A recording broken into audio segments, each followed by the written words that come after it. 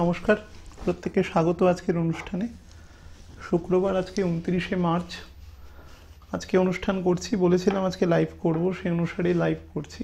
আপনাদের প্রশ্নের যথাযোগ্য উত্তর দেওয়ার চেষ্টা করব। খুব সংক্ষিপ্ত সময়, আপনারা জানেন টাইমটা খুব কম, সেই অল্প সময়ের মধ্যে আপনাদের উত্তর দিতে হয়। চেষ্টা করি যতটা সম্ভব দেওয়ার। আজকের দিনটা গুরুত্বপূর্ণ, তার কারণ আজকে বৃহস্পতি ট্রানজিট হয়েছে, ধনুরাশিতে গেছে। ধনুরাশিতেও থাকবে 23 দিন, তারপরে আবার ব্যাক করে বৃশ্চিকে আসবে। বৃশ্চিকে নামতে নামতে 21 ডিগ্রির কাছাকাছি নেমে 21 ডিগ্রির থেকে একটু বেশি নেবে, অর্থাৎ 20 ডিগ্রি প্রায় 50 মিনিটের মতন নেমেও ডাইরেক্ট হবে অগস্ট মাসের 11 তারিখ। তারপরে আবার আগের দিন যেরকম বলছিলাম যে হিসাবে আবার গতি নিয়ে এই ঘর লিভ করে দেবেও 11 বছরের জন্য, আগামী করেও বেরিয়ে যাবে, চিরতরে এই ঘর লিভ করবে। তো এই বৃহস্পতির গোচর, এই যে বহু মানুষ বহু রকম প্রশ্ন করেছে কতটা শুভ ফলদায়ক, কতটা, বহু মানুষ গোচর হিসেব করার সময় আমি আপনাদের গোচর হিসেব করার যে পদ্ধতি বলেছিলাম সেখানে আমি একটা চতুর্মুখী পদ্ধতি বলেছিলাম। প্রথম বলেছিলাম যে চন্দ্র থেকে গোচর বিচার করার পদ্ধতিটা ভারতীয় যে অ্যাস্ট্রোলজি তার একদম আদি পদ্ধতি, এটা চন্দ্র থেকে বিচার করা। আমি তার সাথে বলেছিলাম চন্দ্র থেকে করবেন যারা লগ্ন দেখে ছক দেখেন, অ্যাসেন্ডেন্ট দেখে ছক দেখেন, তারা অ্যাসেন্ডেন্ট থেকে করবেন, লগ্ন থেকেও করবেন, চন্দ্র লগ্ন থেকেও করবেন। দুটো হলো রবি থেকে করবেন, অর্থাৎ রবি থেকে যে গ্রহের গোচর দেখছেন, মনে করুন যদি বৃহস্পতির গোচর দেখেন, আপনার যদি অঘ্রাণ মাসে জন্ম হয় তাহলে বৃহস্পতি এবং রবি এখন একই ঘরে বসে আছে, সেটা দেখবেন। আর যে গ্রহের গোচর দেখছেন সেই গ্রহের থেকে, অর্থাৎ ছকে সেই গ্রহটি আপনার কোথায় রয়েছে, মনে করুন কোনো একজন ব্যক্তির 76 সালের প্রথম দিকে জন্ম, তাহলে মেষ রাশিতে বৃহস্পতি আছে, তাহলে মেষ থেকে বৃহস্পতি এখন কোথায় আছে, তো 9th হাউসে এসছে। এই চারটে ফলকে একত্র করে তার সাথে নবাংশে ফেলবেন যে এই বৃহস্পতি নবাংশে এখন কোন ঘরের ফল দিচ্ছে, কোন ঘরের এফেক্টের মধ্যে আছে। তো সেটা এটা হচ্ছে একটা চতুর্মুখী বিচার, এবং করে তারপরে গোচর ফল দেখতে হয়। তার সাথেও দেখতে হয় কোন নক্ষত্র আছে, সেই নক্ষত্রের প্রকৃতি কীরকম, আপনার সাপেক্ষে সেই নক্ষত্রের কতটা শুভ ফলদায়ক বা দায়ক নয় তার উপরে ডিপেন্ড করছে।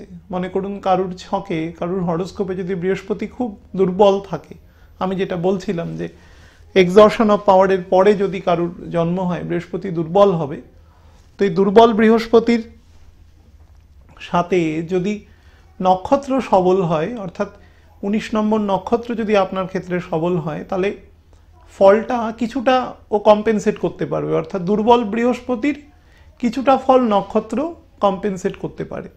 কিন্তু মনে রাখবেন নাক্ষত্রিক ফল কিন্তু সবসময় টার্সিয়ারি এফেক্ট, অর্থাৎ প্রাইমারি এফেক্ট হচ্ছে গ্রহ প্ল্যানেট, সেকেন্ডারি এফেক্ট অবশ্যই দশা এবং গ্রহের ডিগ্রি এবং দৃষ্টি, টার্সিয়ারি এফেক্ট হচ্ছে নক্ষত্র, সবসময় মনে রাখবেন। বহু লোক আমার সাথে এ নিয়ে খুব পজিটিভ আর্গুমেন্টেটিভ একটা নেচার আছে, আমি করেছি, বহু বিদ্বান লোকের সাথে আমার এই ব্যাপারে তর্ক হয়েছে, কিন্তু আমি তাদের এটুকু বোঝাতে সমর্থ হয়েছে যে নাক্ষত্রিক এফেক্ট কিন্তু সবসময় টার্সিয়ারি। বহু মানুষকে আমি দেখেছি যে বইতে লেখা থাকে শুক্র যদি পুষ্যা নক্ষত্রে থাকে তাহলে রাজযোগ। আমি এমন মানুষকে চিনি যেই মানুষ, তার বয়স এখন ধরুন প্রায় 55-56 বছর, এবং সে তার কর্মজীবনে কোনোদিন 10,000 টাকার বেশি আয় করেনি। এবেল লোক, লেখাপড়া জানে, গ্র্যাজুয়েট লোক, সে গ্র্যাজুয়েট, কিন্তু সে 10,000 টাকার বেশি কোনো মাসে সে আয় করতে পারেনি। তো বইতে লেখা থাকে শুক্র পুষ্যা নক্ষত্রে আছে, সে তার অল্প বিস্তরে টিভি দেখে অ্যাস্ট্রোলজার, তো সে আমাকে মাঝে মাঝে প্রশ্ন করে যে আমার কোথায় হলো। ওভাবে কিছু হয় না। আপনার শরীরের কোনো একটা অঙ্গ যদি খুব সবল হয়, তার মানে আপনার শরীরটা সম্পূর্ণ সবল, এর কোনো মানে নেই। শরীরের সংখ্যাগরিষ্ঠ অঙ্গ যদি সবল হয় তাহলেই শরীরটা সবল হবে। কিন্তু কোনো মানুষের যদি সম্পূর্ণ শরীর সবল হয় কিন্তু মস্তিষ্কটা যদি বিকল হয়, তাহলে ওই সবলতার কোনো মানে নেই, কারণ সেই সবলতাকে প্রয়োগ করার জন্য যে অস্ত্র, যে সফটওয়্যারের দরকার হয় সেটা নেই, কারণ আপনার সিপিইউই বিকল, সেন্ট্রাল নার্ভাস সিস্টেম আপনার বিকল হয়ে রয়েছে। এরকম অনেক কিছু নিজের যুক্তি দিয়ে বুঝবেন, তাহলে জিনিসটা বড় বোঝা হবে।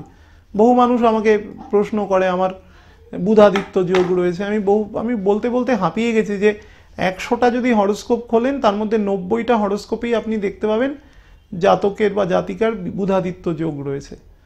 100টা যদি ছক খোলেন তার মধ্যে অন্তত 70টা ছকই দেখতে পাবেন যে মাঙ্গলিক আছে।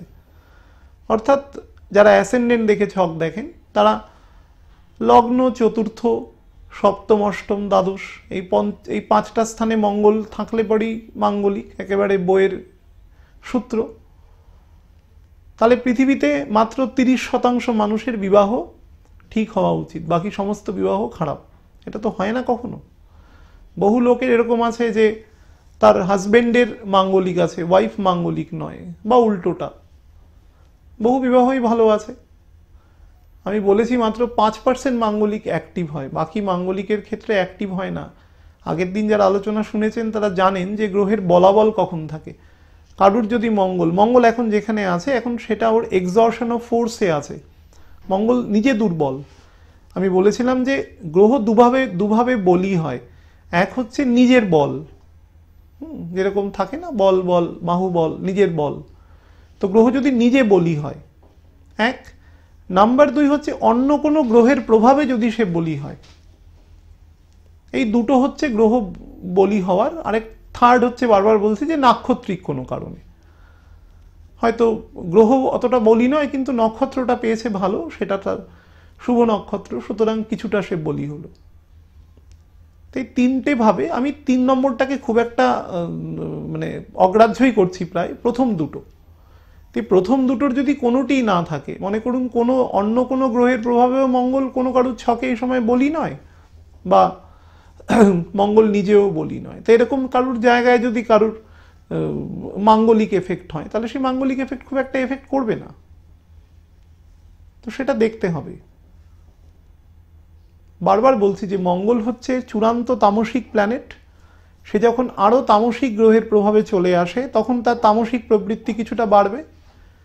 শুভ গ্রহের প্রভাবে, শুভ গ্রহ তো বলা যায় না, মানে যেটা মঙ্গলের সাথে যার কম্প্যাটিবিলিটি আছে, এরকম প্ল্যানেটের প্রভাবে, যেমন বৃহস্পতি, যেমন চন্দ্র প্রভাবে মঙ্গলের নেগেটিভ ফোর্স কিছুটা কমে যায়। কিন্তু রাহু কেতুর প্রভাবে মঙ্গলের নেগেটিভ ফোর্স বেড়ে যায়। দুজনেই নেগেটিভ প্রবাহ, তামসিক গুণ সম্পন্ন প্ল্যানেট। তো এগুলো ক্যালকুলেশনের ব্যাপার আছে। সুতরাং এই বুধাদিত্য বা এগুলো খুব কমন যোগ, যেগুলো খুব রেয়ার হয়, খুব রেয়ার যোগ হয়। তো তার মধ্যে একটা খুব রেয়ার যোগ হচ্ছে গুরু সৌরী যোগ, বৃহস্পতি শনি একসাথে অবস্থান করা। আমি এমন বহু মানুষের ছক দেখেছি যাদের বৃহস্পতি শনি একসাথে আছে। আপনি এখন ধরুন না, যার এখন 59 বছর আগে জন্ম, অর্থাৎ 1960 সালে যার জন্ম, তার শনি বৃহস্পতি ধনু রাশিতে বসেছিল। ঠিক আজ থেকে 59 বছর আগে চলে যান। তো শনি বৃহস্পতি একসাথে ধনু রাশিতে বসে আছে, 1960 সালে জন্ম, এরকম অগণিত মানুষ আপনি পাবেন। তাদের মধ্যে বহু মানুষকে পাবেন যাদের কিন্তু সামাজিক, অর্থনৈতিক, তারপরে তার বিদ্যাগত, তার পরিচিতিগত সব দিক থেকেই সে অনেকটা পিছিয়ে আছে। তার মানে সেই যোগ অ্যাক্টিভ হয়নি। যোগটা অ্যাক্টিভ হতে গেলে তো তার কিছু ক্রাইটেরিয়া আছে, সেই ক্রাইটেরিয়াগুলো ফুলফিল করতে হয়, এবং সেটা তার প্রারব্ধ কর্ম। 100টা ছেলে যদি অত্যন্ত, মনে করুন 100টা স্টুডেন্ট, ছেলে মেয়ে অত্যন্ত মেধাশক্তি নিয়ে জন্মেছে, অত্যন্ত মেধাবী, তার মধ্যে মনে করুন 50 জন সুযোগ পেল পড়াশোনা করার, বাকি 50 জন দারিদ্রতার কারণে বা যে সমাজে জন্মেছি সমাজটা অনেকটা পিছিয়ে আছে, আমি সারা পৃথিবী ধরে বলছি, কিছু কুসংস্কার থাকতে পারে, তার জন্য সে পড়াশোনার সুযোগ পেল না, তাহলে তার মেধার কোনো কর্মে লাগলো না, সেটা কোনো বিকাশ হলো না। তাহলে সেই মানুষটা মেধাবী হওয়া সত্ত্বেও সেই ওয়েপনটা তার অ্যাক্টিভ হলো না। গ্রহের ক্ষেত্রেও সেরকম হয়। ভালো যোগ থাকলেই হয় না। চন্দ্র বৃহস্পতির একসাথে থাকার জীবযোগ, বহু ক্ষেত্রে চন্দ্রের ওপর বৃহস্পতির দৃষ্টি বা বৃহস্পতির ওপর চন্দ্রের দৃষ্টি বা একে অপরের সমসপ্তমে বসে আছে, এরকম বহু ছক আমি দেখেছি, গজকেশরী যোগ যেটাকে বলা হয়, বহু ছক আমি দেখেছি, কিন্তু অ্যাক্টিভ হয়নি। গ্রহের গ্রহের বলবত্তা যে ছকে না থাকে সেই ছক কখনো খুব বেশি অ্যাক্টিভ হবে না, এবং তার সাথে গোচর ফলটাও দেখতে হবে।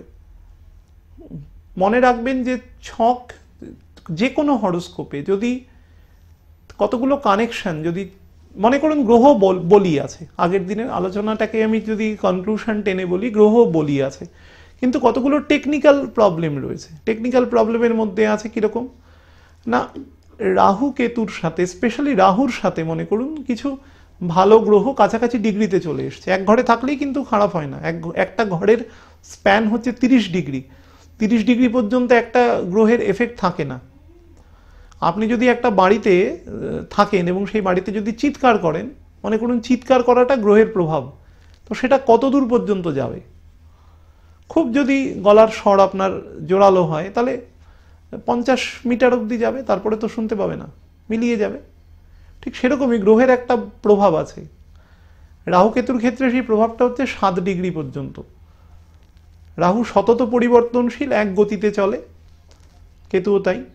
তো যেখানে বসে আছে, মনে করুন এখন রাহু 29 ডিগ্রিতে বসে আছে, তাহলে 29 ডিগ্রি 7 ডিগ্রি ওপারে, অর্থাৎ 22 ডিগ্রি পর্যন্ত। তার মানে মিথুন রাশির 22 ডিগ্রি পর্যন্ত, আর চন্দ্রের ঘরে 6 ডিগ্রি পর্যন্ত।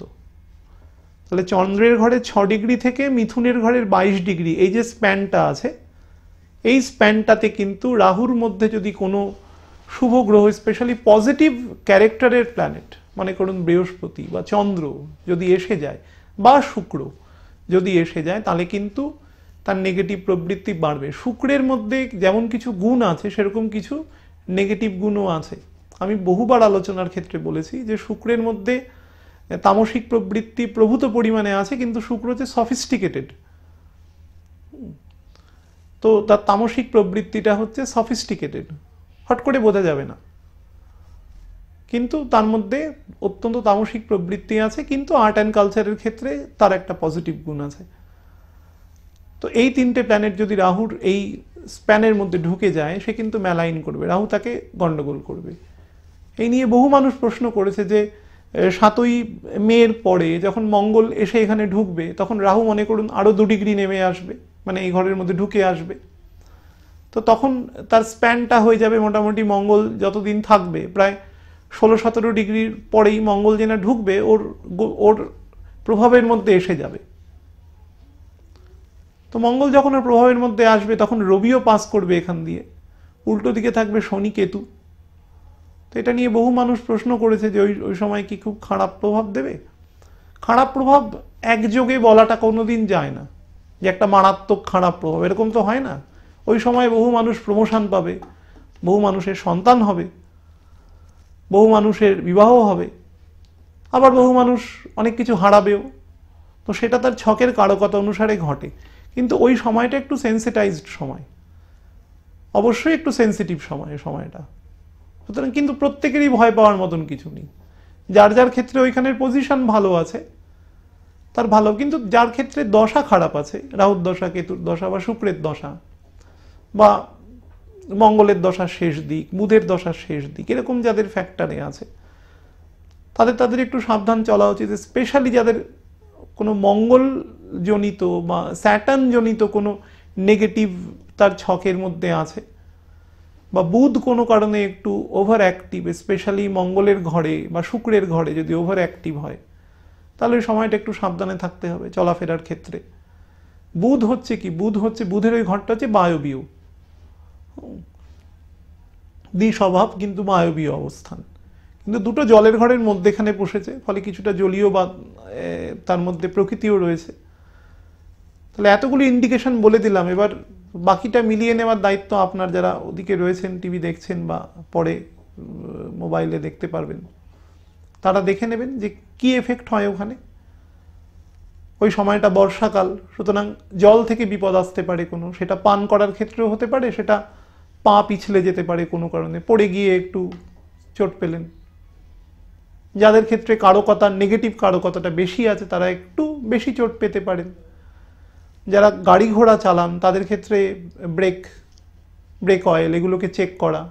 বর্ষা থাকবে তখন, বুধ তখন ঢুকে আসবে, শুক্র তখন ঢুকে আসবে। শুক্র যেই না মঙ্গলের ঘর, বুধ যেই না মঙ্গলের ঘর ক্রস করবে, সঙ্গে সঙ্গে বর্ষার প্রকৃতি পাল্টাতে শুরু করে। এটা প্রাকৃতিক নিয়ম। রবি যেই না আমাদের জ্যৈষ্ঠ মাসের যেই না 15 তারিখ ক্রস করে যায়, অর্থাৎ রবি যেই না চন্দ্রের নক্ষত্রে ঢুকে যায়, রবি কৃত্তিকা নক্ষত্র পর্যন্ত থাকবে। তো ধরুন কৃত্তিকা নক্ষত্র পর্যন্ত থাকবে মে মাসের 25 তারিখ পর্যন্ত। মে মাসের 25 তারিখ যেই না ক্রস করবে, রবি চলে আসবে 4 নম্বর নক্ষত্রে, রোহিণী নক্ষত্রে। তো যেই না রবি রোহিণী নক্ষত্রে আসবে, সঙ্গে সঙ্গে প্রাকৃতিক পরিস্থিতি পাল্টানো শুরু করবে। এটা কিছু নয়, রবি রাজা, রবি তার কারকতা তৈরি করে দেবে সঙ্গে সঙ্গে। এক্সিকিউটিভস অনেক আছে তাকে কাজকে এক্সিকিউট করার জন্য রবি তার কারকতা তৈরি করে দেবে। রবি যেই না চন্দ্রের নক্ষত্রে ঢুকবে, দেখবেন আকাশ মেঘলা মেঘলা হওয়া শুরু করবে, মাঝে মাঝে গরম, মাঝে মাঝে মেঘ করছে, পূবের হাওয়া বাড়ছে, তার মানে বৃষ্টি আসছে আসন্ন। প্রকৃতি বলে দেয়, প্রত্যেকটা জিনিসের প্রকৃতি আছে। এখন যেরকম বুধ আছে, রেক্টোগ্রেড আছে, এখন সম্ভবত রাহুর নক্ষত্রে আছে, আমি এক্স্যাক্ট নক্ষত্র বলতে পারছি না, 22-28 ডিগ্রিতে আছে বোধহয় সম্ভবত। তো বুধ দেখবেন বৃহস্পতিবার সন্ধেবেলা ডাইরেক্ট হয়ে যাবে। ডাইরেক্ট হওয়ার 3 দিনের পরে বুধ তার ফার্স্ট ফেজ অফ এক্সহশন শেষ করে, এবং তার পরেরটা 14 দিন। তো তার 14 দিনের মধ্যে রবিও ঢুকে যাবে, মঙ্গলের ঘরের কাছাকাছি চলে আসবে। বুধের নক্ষত্র পেয়ে যাওয়া মানেই রবির ক্ষেত্রে পৃথিবীকে আস্তে আস্তে সে তাপ দিতে শুরু করবে, পৃথিবী উত্তপ্ত হতে শুরু করবে। এবছর এমনিই প্রচণ্ড গরম পড়বে, আগেই আমি বলেছি। সকালবেলার দিকে রোদের তাপ দেখবেন প্রচণ্ড গরম, রাতের দিকে টেম্পারেচার ফল করে আসছে। বারবার বলেছি, বুধের কারকতা বৃদ্ধি হয় সবসময় দিনের বেলা, বুধের কারকতা হ্রাস পায় রাত্রিবেলা। তো রাত্রিবেলা ঠান্ডা করে দিচ্ছে, দেখবেন তার 3 দিন, শনিবারের থেকেই টেম্পারেচার হুড় করে বাড়তে শুরু করবে, 3 দিন পর থেকে। তো এগুলো ছকের প্রকৃতি থেকে বোঝা যায়, ছক যত স্টাডি করবেন তত বুঝতে পারবেন। সুতরাং এই আমার একটা যোগ আছে এবং একটা যোগ আছে এরকম কিছু করার, অত চিন্তা করার কিছু নেই। যোগ আছে মানে সেটা যদি প্রপার দশা এবং প্রপার গোচরে না পড়ে, আপনার ওই যোগ থাকলেও কোনো কাজে দেবে না। আবার খুব সাধারণ ছক, আমি ভারতবর্ষের বেশ কিছু বিখ্যাত লোকের ছক দেখতে পেয়েছি, ইন্টারনেটে দেখেছি, সে লোক তো আমার কাছে আসবে না, তাদের আমি ইন্টারনেটের মাধ্যমে দেখেছি, খুব নর্মাল ছক, খুব সাধারণ ছক, কিন্তু তাদের গোচর তারা এত ভালো পেয়েছে, দশার সাথে ইকুইভ্যালেন্ট গোচর পেয়েছে, তার ফলে তাদের ডেভেলপমেন্টটা অনেক বেশি হয়েছে। যেখানে যাওয়া উচিত তার থেকে অনেক দূরে গেছে, খুব সাধারণ ছক নিয়ে। এবার আপনি 2টো প্রশ্ন আমাকে করতে পারেন এখানে, যে সে কেন গেল, তার প্রারব্ধ কর্ম আছে, সেই জন্য সে মেটেরিয়াল জগতে অনেকটা জনপ্রিয় হয়েছে। মেটেরিয়াল জগতের জনপ্রিয় হওয়া মানেই বুঝতেই পারছেন আবার তাকে এখানে আসতে হবে, জনপ্রিয়তা আছে মানে মেটেরিয়াল তার পূর্ণ ফল হবে, পূর্ণ ফল মানেই তাকে এখানে আসতে হবে।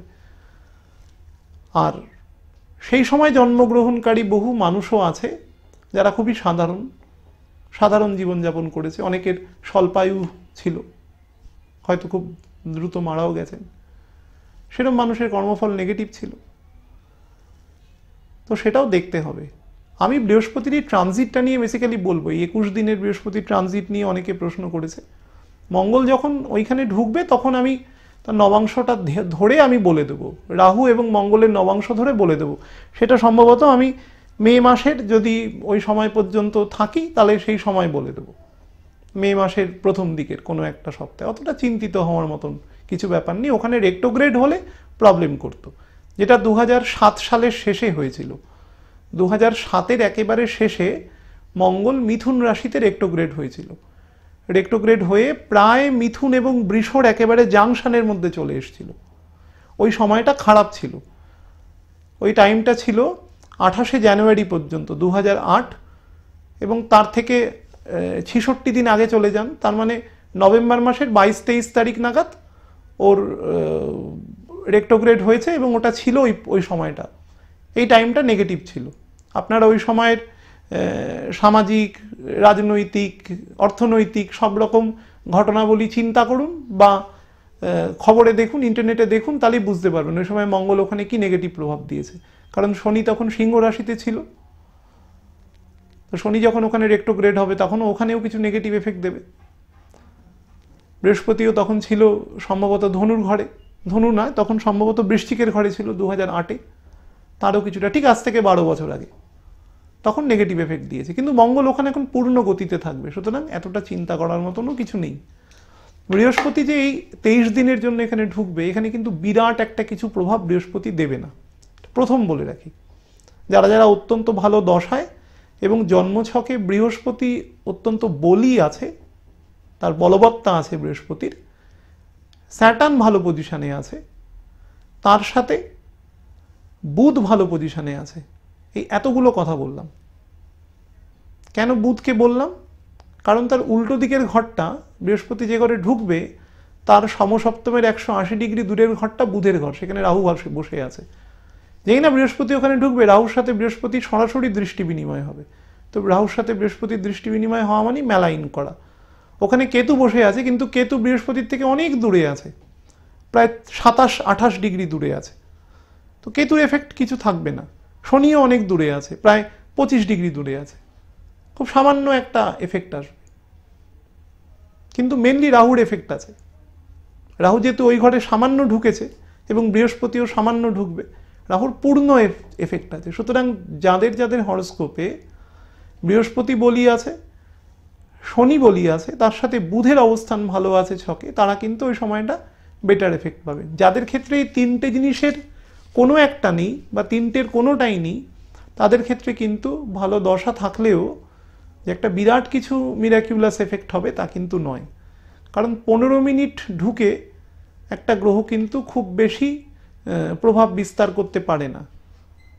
একটা মানুষ যদি 2 দিনের জন্য একটা খুব বড় পদ পায়, সে কতটুকু প্রভাব বিস্তার করতে পারবে? একটা ঘরে যদি সে যদি একটা পদে 2-3 বছর থাকে, তবে তার একটা প্রভাব বাড়ে, প্রতিপত্তি বাড়ে, সবাই তাকে চেনে জানে। তো গ্রহদের ক্ষেত্রেও তাই, বৃহস্পতি বড় গ্রহ, খুব অল্প সময়ের জন্য সেখানে যাবে এবং তাও ঘরের একেবারে প্রথম ফেজ। কেতুর নক্ষত্রে ঢুকবে, নবাংশগত এফেক্ট দেখেও বুঝতে পারছেন যে সেই ঘরটাও খুব একটা বলি নয়, মেষের ঘর। তো সেই হিসাবে যে একটা বিরাট কিছু এফেক্ট দেবে তা নয়। যাদের ক্ষেত্রে খুব পজিটিভ আছে এই তিনটে জায়গা, তাদের ক্ষেত্রে দেবে।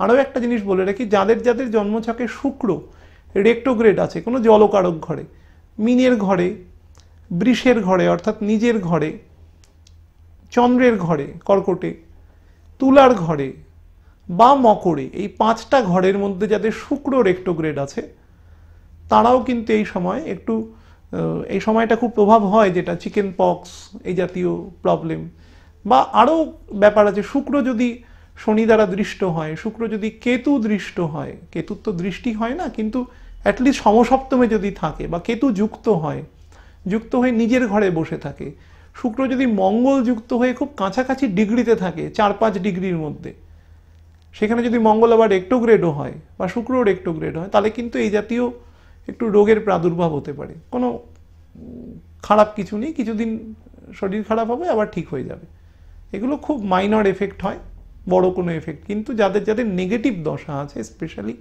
রাহুর দশা আছে বা বুধের দশার একদম শেষ দিক আছে, 3 মাস 4 মাস বাকি, কেতু মানে অ্যাবাউট টু স্টার্ট অ্যারিথমেটিক্যালি, তাদের ক্ষেত্রে কিন্তু এই জায়গাটা একটু বুঝে চলবেন। এই 22-23 দিন এমনি 27শে সেপ্টেম্বর অবধি সময় নেগেটিভ আছে প্ল্যানেটগত পজিশন। আমি সবকটা প্ল্যানেটের নবাংশ করে করে দেখেছি যে অন অ্যান অ্যাভারেজ 27 তারিখ পর্যন্ত সময় ভালো নেই, 27শে সেপ্টেম্বর পর্যন্ত।